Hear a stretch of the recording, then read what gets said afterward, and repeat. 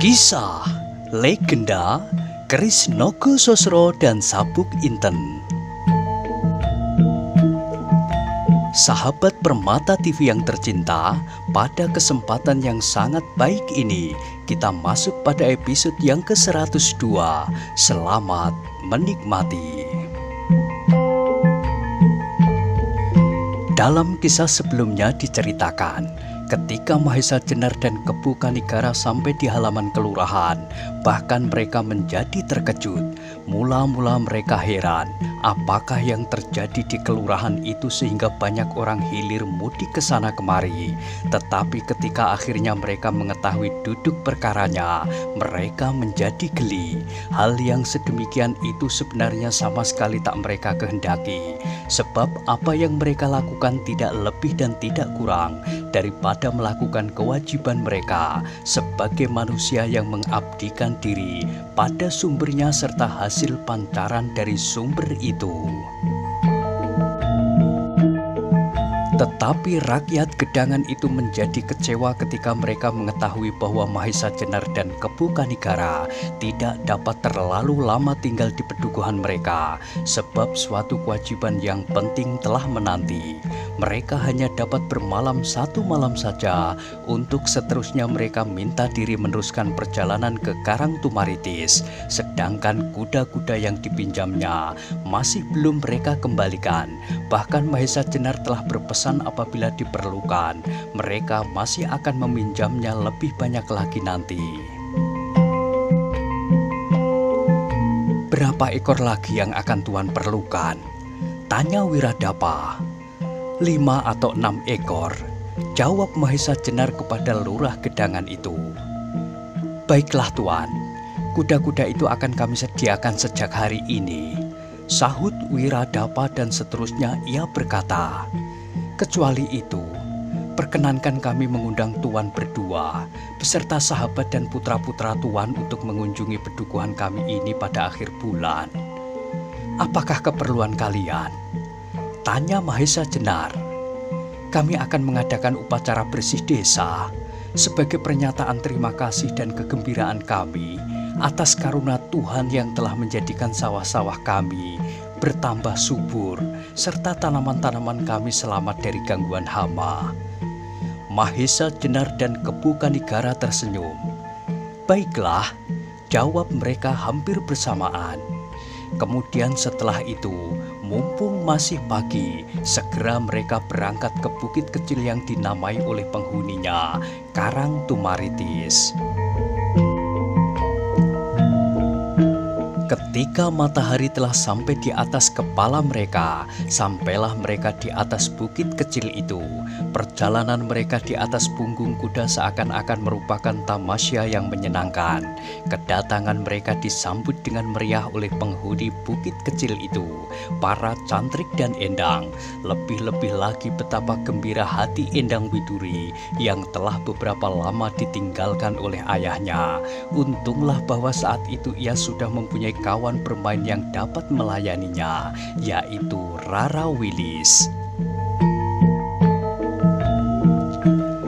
Arya Saloka pun menjadi sangat gembira, sebab hanya dialah yang mengetahui, walaupun hanya sedikit, bahwa apa yang dilakukan oleh gurunya beserta Kepu Kanigara adalah tugas yang berbahaya. Ketika mereka sudah beristirahat beberapa lama, bertanyalah Kepu Kanigara kepada anaknya, Widuri, apakah Panembahan dalam keadaan sehat? Dengan manjanya Widuri menjawab, yang aku ketahui, sepeninggal ayah, Panembahan mengurung dirinya di dalam sanggar sampai berhari-hari. Tak seorang pun yang diperkenankan ikut serta. Bahkan makanan pun telah dibawanya sendiri sejak Panembahan mulai dengan samadinya. Kepu Kanigara mengangguk-anggukkan kepalanya, tetapi taulah ia dan juga Mahesa Jenar tahu bahwa sebenarnya Panembahan Ismoyo pada saat itu sedang pergi meninggalkan padepokan untuk menyusulnya ke Pudak Pungkuran, di mana ia bersama-sama dengan Mahesa Jenar sedang menemui Radite dan Anggara. Apakah beliau sekarang masih berada di dalam sanggar? Tanya Kanigara kemudian. Widuri menggeleng. Jawabnya, sudah hampir seminggu Panembahan wudar dari samadinya. Sambil memandang kepada Mahesa Jenar, Kepu Kanigara berkata, kalau demikian, baiklah kita menghadap. Mahesa Jenar menyetujuinya pula, dan ketika mereka sudah melangkah sampai luar pintu pondok, menyusullah Arya Saloka sambil berbisik, Paman, Panembahan agaknya menyesal ketika aku katakan tentang kepergian Paman berdua. Kepu Kanigara dan Mahesa Jenar terhenti, tetapi kemudian mereka berdua tersenyum. Jawab Kanigara, kami akan mencoba menjelaskan kepada Panembahan. Mudah-mudahan Panembahan dapat mengerti, sahut Arya Saloka. Aku kira demikian, sahut Mahesa Jenar. Nanti sesudah kami menghadap, aku beritahukan kepadamu. Arya Saloka mengangguk, tetapi hatinya masih juga gelisah. Jangan-jangan Panembahan masih tetap kecewa terhadap gurunya serta Kepu Kanigara, tetapi ia sudah tidak berani bertanya lagi. Ketika Kepu Kanigara dan Mahesa Jenar sampai di rumah kediaman Panembahan Ismoyo, Panembahan tua itu ternyata sedang duduk di hadap beberapa orang cantrik tertua. Agaknya ada sesuatu yang sedang mereka perbincangkan. Ketika dilihatnya kedatangan Kepu Kanigara dan Mahesa Jenar, maka dengan perasaan gembira mereka berdua disambutnya, serta segera dipersilahkan masuk. Marilah Anggir berdua. Beberapa hari aku menjadi gelisah atas kepergianmu berdua. Syukurlah kalau kau berdua tidak menemui halangan sesuatu. Kepu Kanigara dan Mahesa Jenar mengangguk hormat sebagai pernyataan bakti mereka kepada Panembahan tua itu. Apakah kalian berdua menjadi gembira karena perjalanan itu? Ternyata wajah kalian bertambah segar, sambung Panembahan Ismoyo. Kepu Kanigara dan Mahesa Jenar tidak menjawab. Mereka hanya menundukkan muka mereka, sebab tak ada yang akan mereka katakan, karena Panembahan Ismoyo telah mengetahui seluruhnya. Tetapi tiba-tiba Panembahan Ismoyo berkata kepada para cantrik, "Cantrik-cantrik sekalian, aku perkenankan kalian meninggalkan ruangan ini. Sediakanlah makan siangku. Aku ingin setelah ini makan bersama-sama dengan Kanigara dan Mahesa Jenar." Maka mundurlah para cantrik dari ruangan itu untuk mempersiapkan makan siang Panembahan Ismoyo. Sepeninggal para cantrik, barulah Panembahan bertanya segala sesuatu mengenai perjalanan kembali Mahesa Jenar dan Kepu Kanigara. Dan kepada Panembahan itu diceritakan pula bagaimana keadaan Banyu Biru sekarang, kemunduran dalam segala bidang, terutama kemunduran akhlak. Panembahan, kata Mahesa Jenar kemudian, menurut pertimbanganku, segala sesuatu yang terjadi di Banyu Biru itu harus segera dihentikan dengan mengembalikan Arya Saloka ke sana, atau lebih-lebih kalau mungkin Kakang Gajah Sora. Panembahan Ismoyo mengangguk-anggukkan kepalanya. Ia merasa ditagih janji sebab merasa berkesanggupan untuk membebaskan Gajah Sora. Tetapi untuk melaksanakan kesanggupan itu agaknya tidak terlalu mudah. Karena itu ia menjawab, "Kau benar Mahesa Jenar. Bawalah Arya Saloka lebih dahulu. Aku masih belum dapat membebaskan ayahnya. Aku harap hal itu segera terjadi. Dan bukankah akan sangat menggembirakan kalau Gajah Sora nanti dapat kembali ke Banyu Biru setelah Banyu Biru dapat dipulihkan? Dan apa yang terjadi sebelum itu seolah-olah hanya suatu peristiwa dalam mimpi, meskipun mimpi yang menyedihkan." Mahesa Jenar masih merenungkan masalah-masalah yang akan dihadapinya Kalau saja tidak ada persoalan yang lebih besar yang akan langsung mempengaruhi pemerintahan Demak, maka cara yang semudah-mudahnya untuk membebaskan Ki Ageng Gajah Sora adalah menyerahkan kembali Kiai Nogososro dan Kiai Sabuk Inten. Tetapi ternyata cara itu tidak dapat ditempuhnya, sebab Banyu Biru bagi Demak hanyalah merupakan sebagian saja dari seluruh persoalan. Namun ia percaya kepada Panembahan Ismoyo. Panembahan itu pasti akan menemukan suatu cara untuk membebaskan Gajah Sora dengan atau tanpa Kiai Nogososro dan Kiai Sabuk Inten. Syukurlah kalau nanti Gajah Sora dapat menjumpai tanah perdikan sudah pulih kembali, meskipun belum seluruhnya, tetapi setidak-tidaknya Gajah Sora merasa bahwa ia kembali ke tanahnya sendiri, seperti pada saat ditinggalkan. Kemudian diceritakan pula oleh Mahesa Jenar pertemuannya dengan Bantaran, salah seorang pemimpin Laskar Banyu Biru, serta pasukannya di sekitar Candi Gedung Songo. Akhirnya Panembahan Ismoyo menyetujui permintaan Mahesa Jenar untuk mengajak Kepu Kanigara serta dalam usahanya mengembalikan Banyu Biru ke dalam tangan Arya Saloka, sebab tanpa orang-orang yang lebih tua itu, Arya Saloka tidak akan mampu melakukan pekerjaan berat itu. Tetapi kau jangan terlalu tergesa-gesa, Mahesa Jenar. Panembahan Ismoyo menasihati. Sebab apa yang akan dilakukan oleh Arya Saloka adalah pekerjaan yang sulit. Mula-mula kau harus berusaha untuk menjelaskan masalahnya tanpa pertumpahan darah. Kau dapat membawa laskar yang dipimpin Bantaran hanya untuk membuat keadaan seimbang, supaya keseimbangan itu diperhitungkan pula oleh Lembu Sora. Sebab apabila ia hanya berhadapan dengan kalian berdua beserta Arya Saloka, maka mereka pasti akan berkeras kepala. Selain daripada itu, kau harus mempersiapkan Arya Saloka untuk menghadapi setiap kemungkinan yang akan terjadi, lahir dan batin, supaya dalam setiap keadaan hatinya tidak terguncang dan kehilangan keseimbangan. Demikianlah Mahesa Jenar mendapat banyak sekali bekal yang perlu baginya untuk memenuhi kesanggupannya kepada Ki Ageng Gajah Sora pada saat orang itu pergi meninggalkan Banyu Biru dan menitipkan anaknya kepadanya. Setelah makan siang bersama-sama dengan Panembahan Ismoyo dan Kepu Kanigara, maka segera Mahesa Jenar minta diri untuk beristirahat. Namun demikian ia tidak dapat melepaskan diri dari persoalan-persoalan yang selalu membelit hatinya, persoalan Banyu Biru.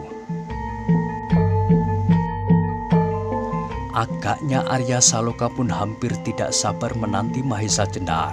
Ketika ia melihat gurunya itu datang, segera ia bertanya apakah Panembahan Ismoyo marah kepadanya. Dengan tersenyum Mahesa Jenar menjawab, "Panembahan bukanlah orang yang dapat marah. Apakah kau pernah melihat Panembahan marah?" Arya menggeleng, tetapi ia menjawab, "Aku selalu cemas bahwa Panembahan akan marah untuk pertama kalinya kepada Paman dan Paman Kanigara." Mahesa Jenar tertawa kecil, kemudian sahutnya, "Tidak, Panembahan tidak marah. Ia hanya memberi aku dan Kakang Kanigara nasihat. Dan nasihat-nasihat itu akan sangat berguna bagiku dan Kakang Kanigara." Sejak saat itu Mahesa Jenar mencoba untuk memberi penjelasan kepada Arya Saloka untuk melengkapi pengetahuannya tentang keadaan sebenarnya yang terjadi di Banyu Biru. Karena Arya Saloka sekarang menurut anggapan Mahesa Jenar telah cukup siap untuk mengetahui segala-galanya, maka Mahesa Jenar kini tidak lagi menyembunyikan sesuatu. Juga dijelaskan apa yang sekarang terjadi kalau keadaan yang demikian dibiarkan berlarut-larut. Arya Saloka mendengarkan semua penjelasan itu dengan menekan dada. Ia telah dapat merasakan betapa jeleknya keadaan Banyu Biru sepeninggal ayahnya. Hampir setiap malam ia duduk bercakap-cakap dengan Mahesa Jenar yang kadang-kadang ditemani Kepu Kanigara, Rara Wilis dan Endang Widuri. Apa yang mereka percakapkan selalu berkisar pada masalah Banyu Biru. Apalagi kalau Wanamerta berkesempatan untuk ikut serta berbicara, banyak sekali cerita yang dapat membakar dada Arya Saloka. Sebagai orang tertua yang pada saat Gajah Sora meninggalkan Banyu Biru menerima tanda pemerintahan pusaka Kiai Bancak, dan yang selanjutnya kehadirannya di Banyu Biru oleh Ki Ageng Lembu Sora sama sekali tidak diperhitungkan, bahkan disingkirkan dengan satu cara yang keji. Ia benar-benar sakit hati. Di samping semua penjelasan untuk mempersiapkan Arya Saloka menghadapi keadaan-keadaan di tanah perdikan yang sudah kira-kira 5 tahun ditinggalkan, ia selalu menerima pula tuntunan-tuntunan lahiriah. Setiap hari ia masih harus berlatih sekeras-kerasnya, menambah pengetahuan tata pertempuran dan olah senjata. Dalam keadaan yang demikian, terasalah betapa perkembangan jasmaniah Arya Saloka menjadi bertambah cepat setelah orang aneh yang mengenakan jubah memijiti hampir seluruh tubuhnya pada suatu malam setelah ia bertempur melawan Sawung Sariti. Untunglah bahwa di bukit kecil itu ia mempunyai banyak kawan berlatih. Endang Widuri yang memiliki cabang keturunan ilmu yang sama dengan ilmunya, Rara Wilis dari perguruan Pandan Alas, serta Mahesa Jenar dan Kepu Kanigara.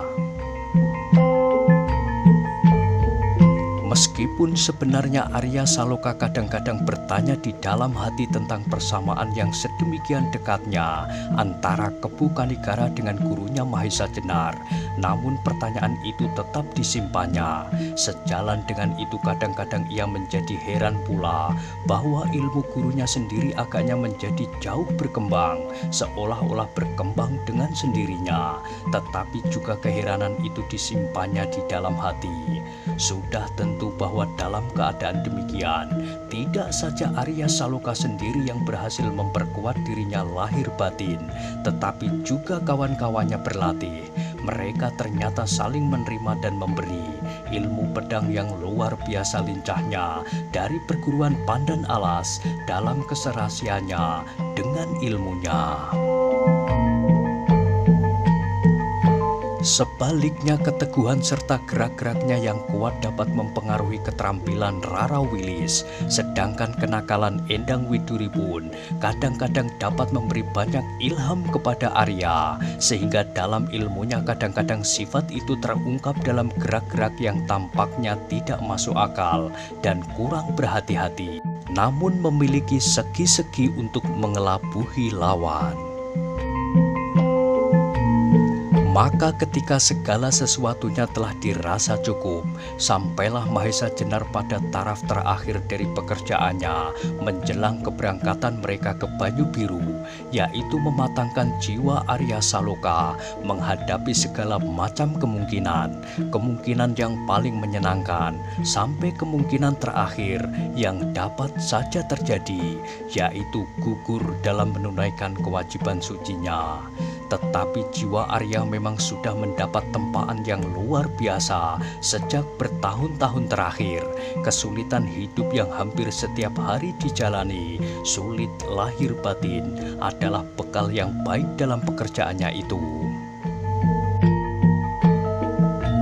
Di samping itu, Mahesa Jenar tidak pula lupa menunjukkan bahwa apa yang akan dilakukan itu adalah suatu usaha yang wajib diperjuangkan oleh manusia untuk mencapai cita-citanya.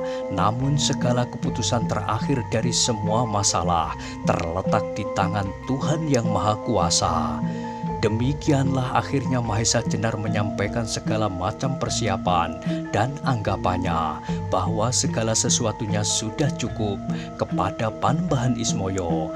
Bersamaan dengan itu ia mohon diri bersama muridnya untuk menunaikan kewajibannya, serta sekali lagi ia mohon kepada Panembahan untuk mengizinkan Kepu Kanigara pergi bersamanya. Panembahan Ismoyo memandang Mahesa Jenar dengan hampir tak berkedip. Ini adalah suatu masalah yang paling rumit, yang selalu tumbuh hampir setiap saat. Alangkah menyedihkan bahwa seseorang melakukan persiapan sampai seteliti-telitinya untuk melakukan tindakan kekerasan. Padahal seharusnya setiap bentuk kekerasan pasti harus ditentang, tetapi ia tidak dapat menyembunyikan kenyataan bahwa di antara anak manusia di dunia ini masih saja ada yang sama sekali tidak menghiraukan kemanusiaannya, yang dengan segala macam cara menindas manusia-manusia yang lain. Dan terhadap manusia-manusia yang demikian itu, wajarlah bahwa ada usaha-usaha untuk mencegahnya.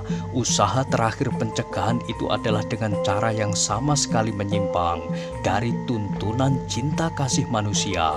Sebab kadang-kadang yang harus dilakukan adalah nampaknya berlawanan dengan ungkapan cinta kasih itu sendiri, yaitu kekerasan, perkelahian, dan bahkan kadang-kadang persoalan hidup dan mati. Karena persoalan-persoalan yang sedemikian itulah, maka selalu timbul pertentangan di dalam diri. Pertentangan antara hakikat dari pengabdian diri terhadap manusia sebagai tempat untuk meletakkan pengabdian yang tertinggi dengan penuh cinta kasih sebagaimana Tuhan melimpahkan cinta kasih-Nya kepada manusia, serta kenyataan bahwa manusia itu sendiri telah menodainya. Disinilah kadang-kadang dijumpainya persimpangan jalan antara tujuan dengan cara pengabdian. Namun demikian bukanlah segala cara dapat dibenarkan untuk mencapai tujuan, sebab dalam hal yang demikian kaburlah batas antara tujuan yang hendak dicapai dengan mengorbankan tujuan itu sendiri sebagai puncak pengabdian. Dalam hal yang demikian itu, apabila segala macam cara dapat dibenarkan, maka akan timbullah fitnah, kebiadaban, kekejaman dan kesewenang-wenangan yang justru menghilangkan nilai tertinggi dan tujuannya, yaitu manusia. Terhadap Mahesa Jenar dan Kepu Kanigara, Panembahan Ismoyo tidak tedeng aling-aling, dan karena itulah maka Panembahan Ismoyo sendiri masih mempergunakan dua bentuk selama ini: orang berjubah abu-abu yang sakti dan seorang panembahan yang menjauhkan diri dari daerah keduniawian. Mendengar uraian itu, Kepu Kanigara dan Mahesa Jenar hanya dapat menundukkan wajah mereka dengan takzimnya. Namun di dalam dada mereka bergolaklah pertanyaan-pertanyaan yang tak terucapkan. Pertanyaan tentang diri mereka, tentang Arya Saloka yang terusir dari Banyu Biru, dan tentang hak yang sudah terampas dari tangannya. Namun meskipun pertanyaan itu tidak terucapkan, agaknya Panembahan Ismoyo dapat mengertinya. Karena itu katanya, "Karena itu Mahesa Jenar, kau harus dapat mencari keserasian dari cara dan tujuan pengabdian. Dan dari sinilah nanti akan tampak bahwa seseorang memiliki ketinggian budi yang tidak sama. Ada orang yang berbudi luhur dan berjiwa besar, dan ada orang yang berbudi rendah dan berjiwa kecil. Ada orang yang mengumandangkan nilai-nilai kemanusiaan, namun akan 1001 macam semboyan, tetapi nilai-nilai kemanusiaan itu tercermin dalam tindak tanduknya sehari-hari. Seorang yang menganggap dirinya pendukung nilai-nilai kemanusiaan, tetapi ia mengorbankan manusia untuk mempertahankan kepentingan diri sendiri yang dipancangkan di atas tumpukan bangkai-bangkai. Namun sebaliknya, Ada orang yang dengan berdiam diri membangun nilai-nilai itu dalam lingkungan yang jauh dari pamrih untuk mencemerlangkan diri. Setelah berhenti sejenak, Panembahan Ismoyo meneruskan, "Karena itulah Mahesa Jenar, aku tidak dapat mencegah Arya Saloka untuk mengambil haknya kembali, untuk mengambil kekuasaan yang ada di Banyu Biru dari tangan adik atau pamannya. Sedang kekuasaan itu sendiri bukanlah hal yang selalu baik atau tidak baik. Hampir semua orang di dunia ini menginginkan kekuasaan, dalam bentuk yang besar atau dalam wujud yang lebih kecil, serta dalam lingkungan yang kecil pula. Namun yang harus dinilai kemudian adalah bagaimana kekuasaan itu dipergunakan. Akhirnya, bahwa manusia yang mempunyai kekuasaan itulah yang menentukan bentuk dari kekuasaan yang berada di dalam tangannya. Apakah ia mengabdikan kekuasaan itu untuk nilai-nilai kemanusiaan, ataukah dengan kekuasaannya itu ia justru menghancurkan nilai-nilai kemanusiaan itu? Mahesa Jenar, aku harap kau dapat memahaminya.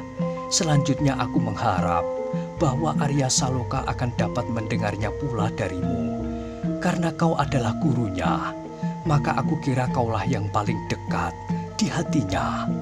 Kaulah yang akan dapat memberitahukan kepadanya bahwa kekuasaan yang berada kembali di tangannya nanti harus menemukan titik sasaran yang benar. Seperti tombak, lambang kebesaran Banyu Biru yang dibawanya itu. Tombak itu dapat dipergunakannya untuk melindungi diri serta orang lain. Namun tombak itu di tangan orang yang tidak bertanggung jawab dapat dipergunakan untuk membunuh kawan seiring. Nah, Mahesa Jenar, pergilah. Ingat, pengabdianmu harus kau tujukan kepada manusia, tidak kepada kedudukan, harta benda, dan nafsu. Dan pengabdianmu itu merupakan unsur terpenting dari kebaktianmu yang tertinggi, bakti dengan tulus ikhlas kepada Tuhan Yang Maha Esa. Mahesa Jenar dan Kepu Kanigara menundukkan wajahnya semakin dalam. Tak ada satu patah kata pun yang sisip dari hatinya, dari pendiriannya. Memang demikianlah tujuan pengabdian yang selama ini ditempuhnya.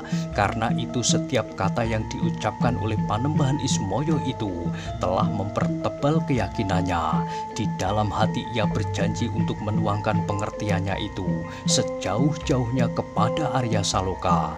Sebab di tangan Arya Salokalah letak kekuasaan Banyu Biru di masa mendatang.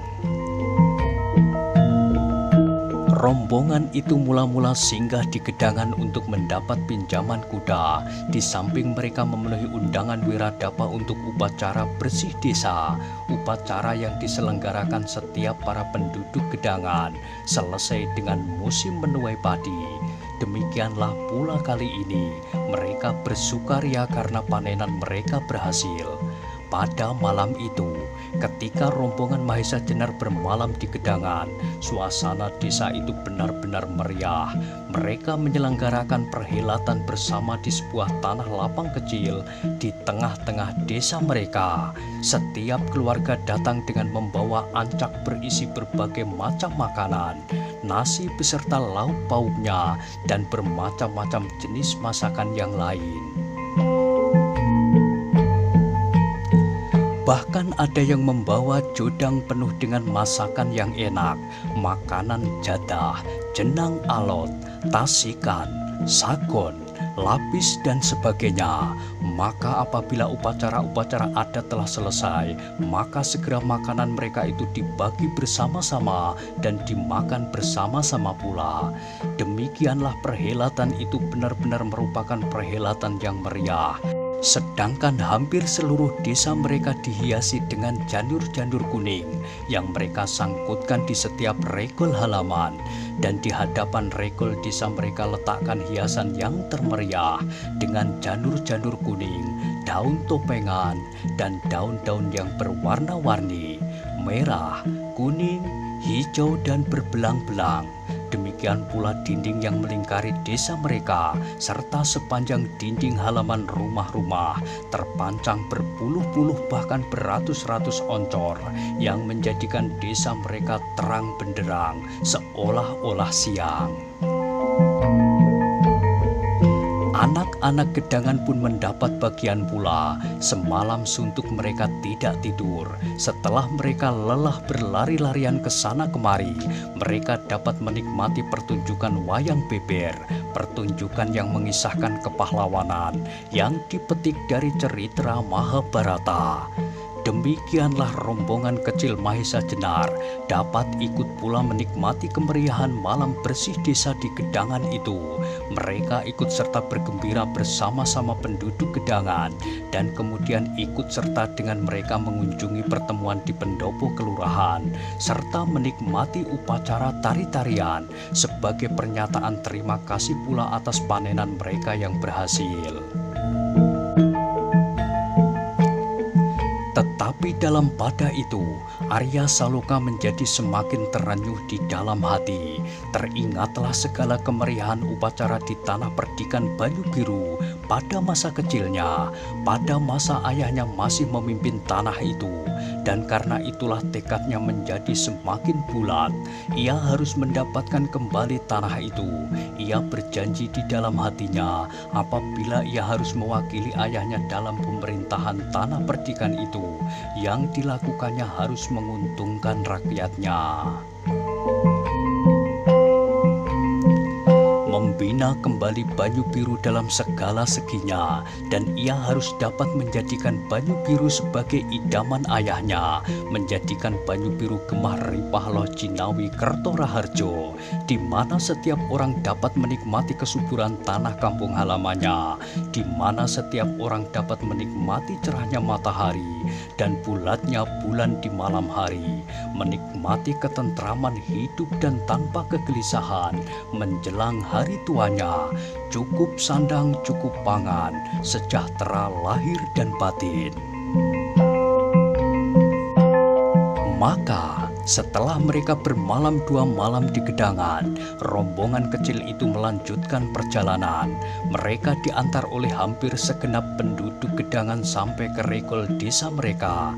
Dengan penuh kebanggaan mereka memandang debu yang mengepul dilemparkan oleh derap kaki-kaki kuda yang berlari seenaknya, seolah-olah mereka melihat rombongan pasukan berkuda yang tak terkalahkan menuju ke medan pertempuran.